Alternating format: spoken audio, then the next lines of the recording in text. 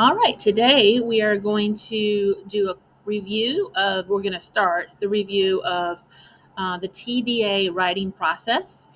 And remember that TDA stands for text dependent analysis.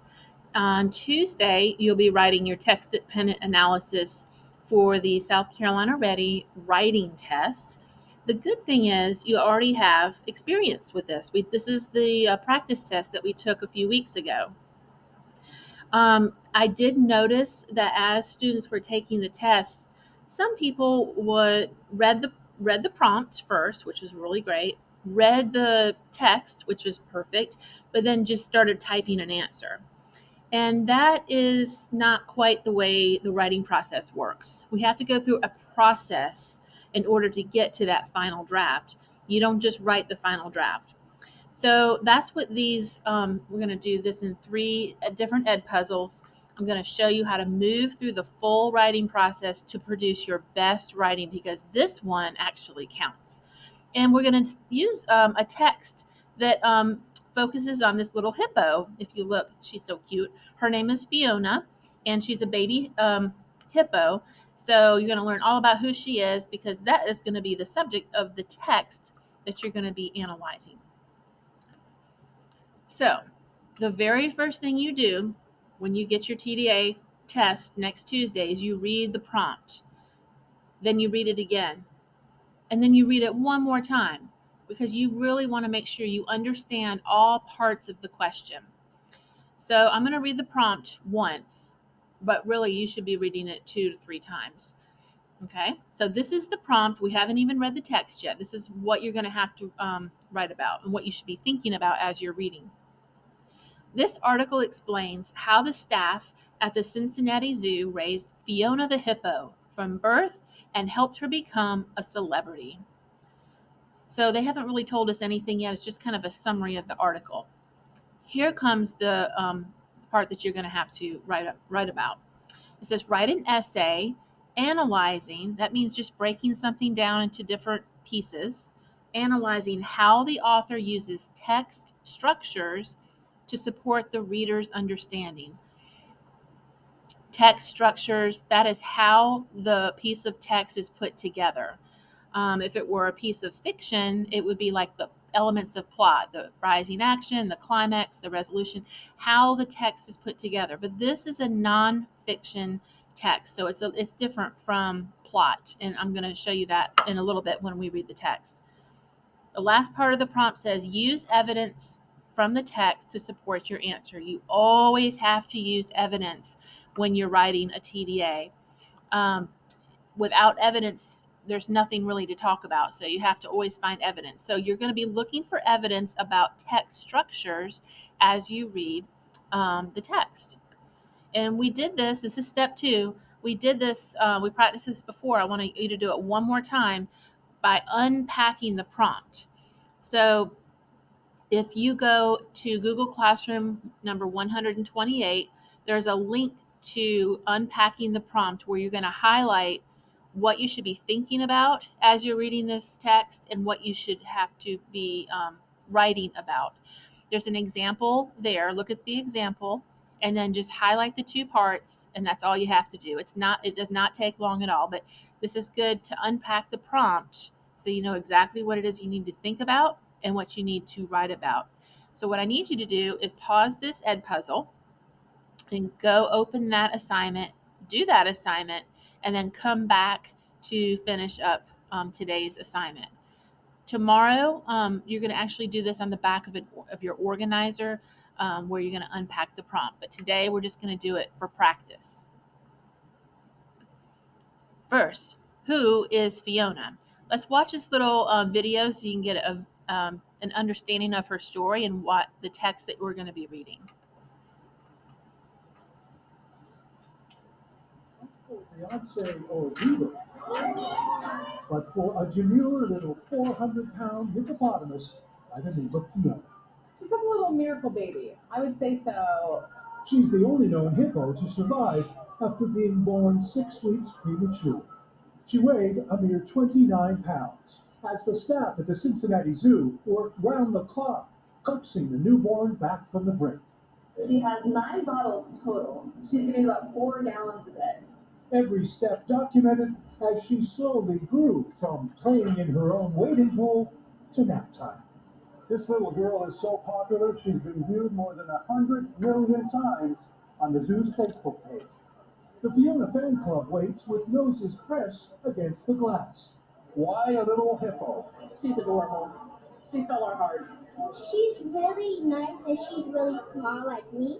Local businesses have raised hundreds of thousands of dollars for Fiona's upkeep by selling everything from cookies to Fiona beer and, of course, t-shirts. If there's somebody that needs help, we all try to rally around for it, even when it's a hippo. At poolside, Fiona paddles about with mom and dad who don't seem to mind the attention too much. A book is now in the works celebrating this little hippo's unique story of survival. Everybody was rooting for Fiona. They just wanted to be part of her story and show their love and support for her in the zoo. Yes, Mr. DeMille, baby Fiona is ready for her close-up. Hi, Fiona. Evan Tibbles, NBC News, Cincinnati. Hey, NBC News fan. The giddy oohs and ah.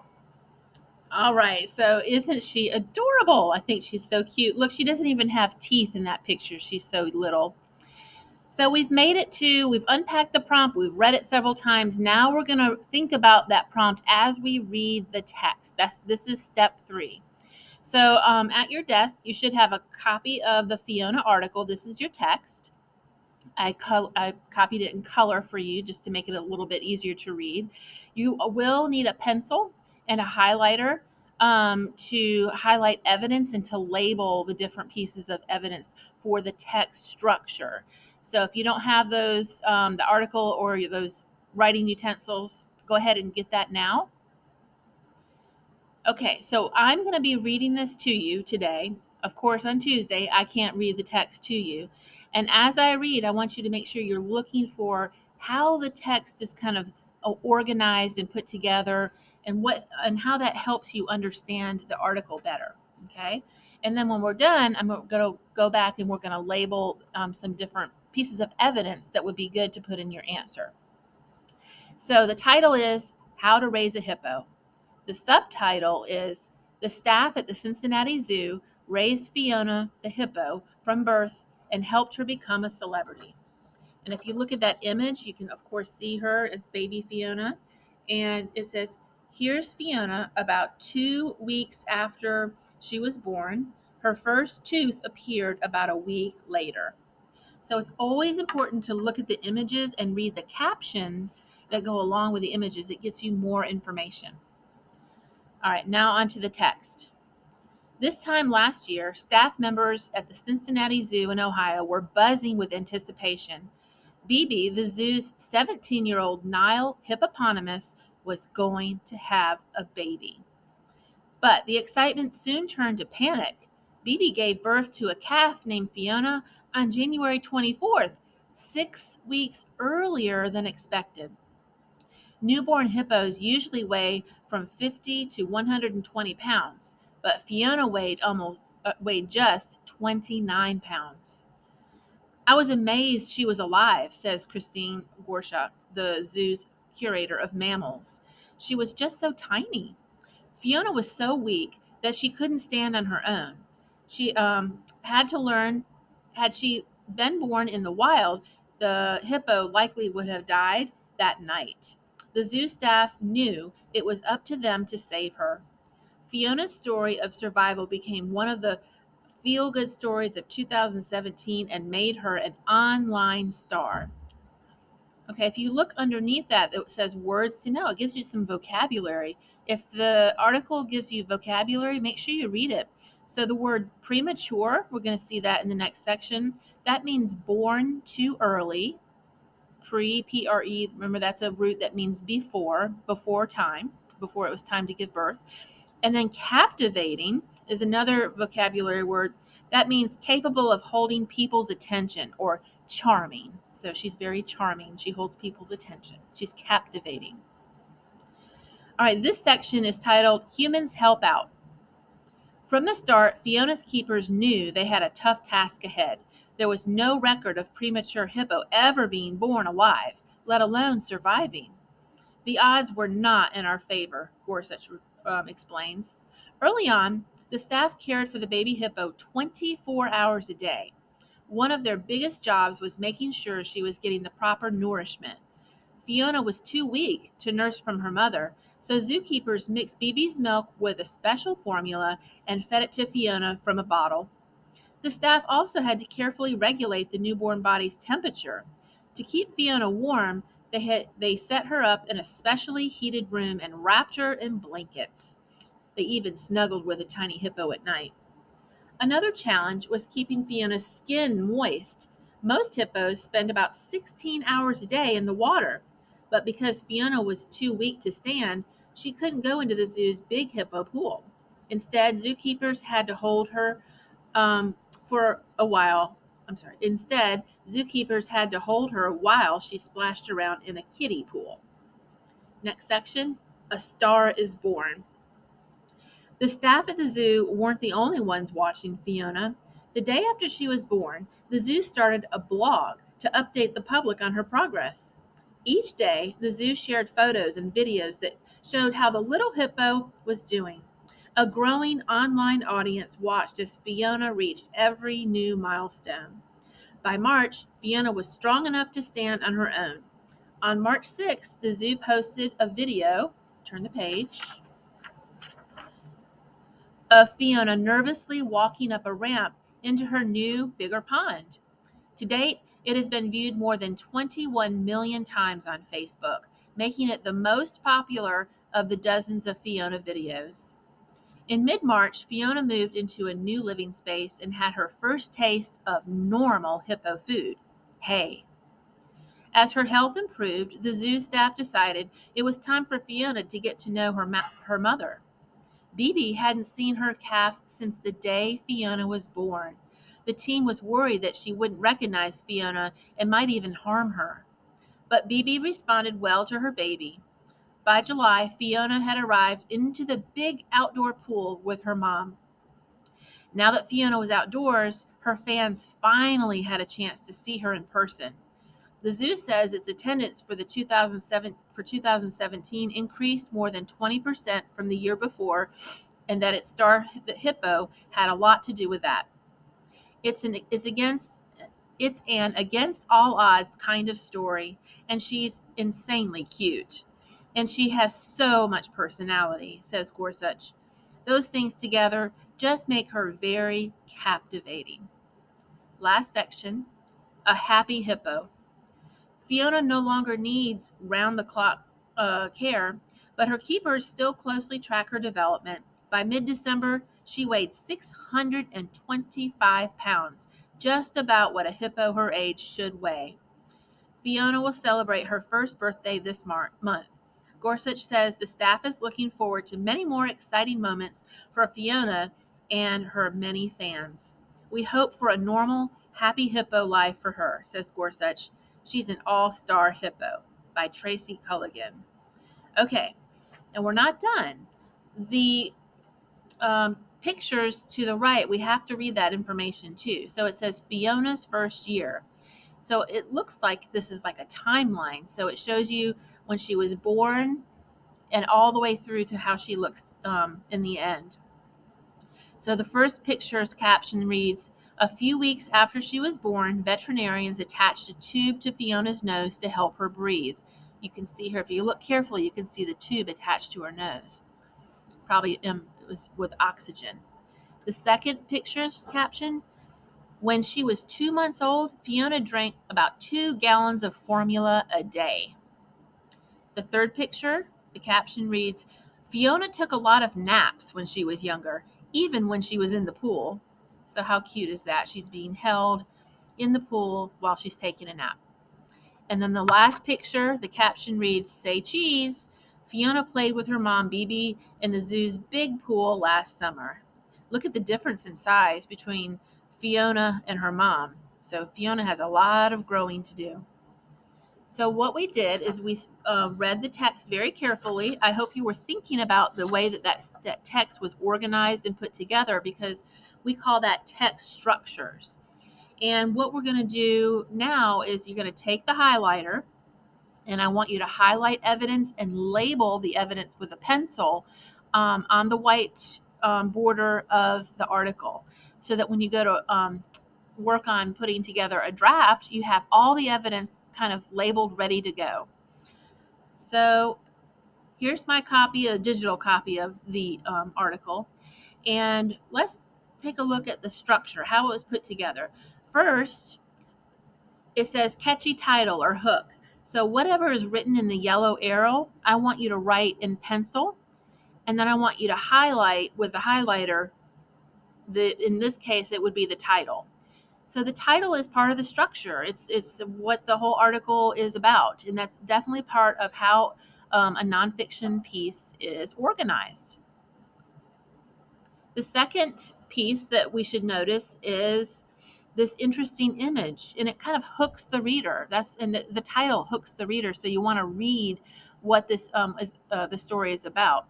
So just kind of put a square, maybe using your highlighter, around the picture, and highlight that caption that goes with the picture, and label it image or interesting image and hook. That is part of the structure of this article.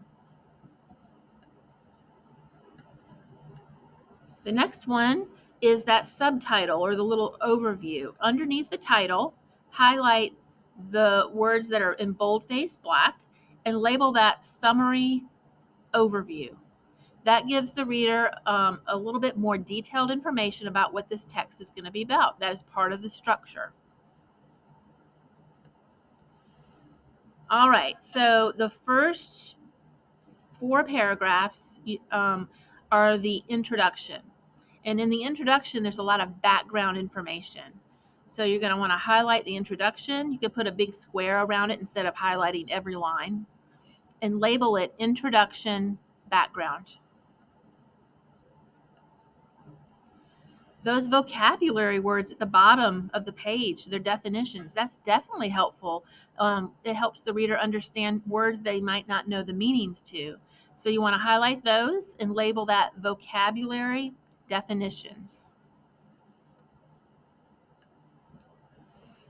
The first section, titled Humans Help Out, that is a problem. A problem was presented. That means the problem was Fiona was born too early. She was premature. And remember from our reading, the humans had a solution to helping her survive. So we call that the problem solution text structure.